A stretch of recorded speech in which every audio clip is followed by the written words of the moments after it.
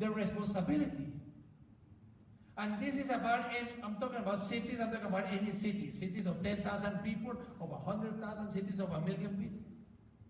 Cities, we've been building cities for thousands of years, but so many cities and so big is something very recent. You know, just 170 years ago, we only had 200 million people living in cities. Today, we got 3.5 billion. Within the lifetime of the students that are in this wonderful city, within the lifetime of the students, we're going to go to 7 billion.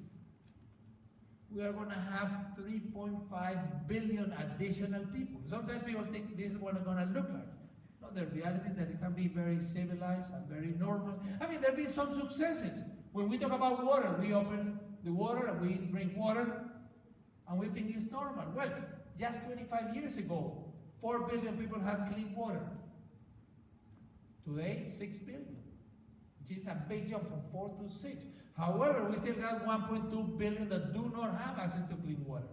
With regards to access to toilets and sanitation, we got 2.6 billion people that do not even have access to sanitation. That's 1 out of 3 people on Earth.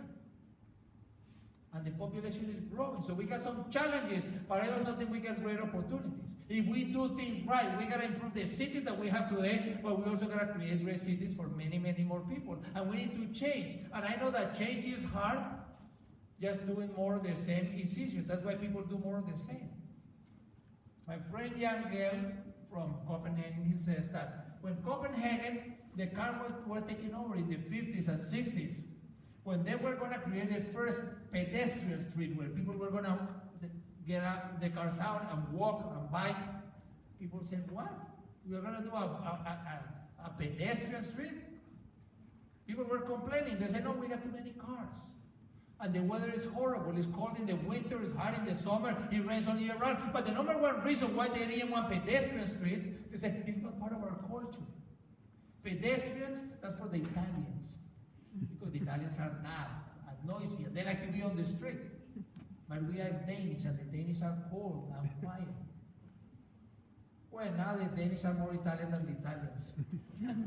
They love the pedestrian streets in the summer, in the winter, in the rain. This is City Hall in Copenhagen. They went from a car invasion to people places. It was totally transformed. So when you're going to do changes, when you are going to improve parks in a community, when you're going to promote the green spaces, I want you to keep 3 considerations.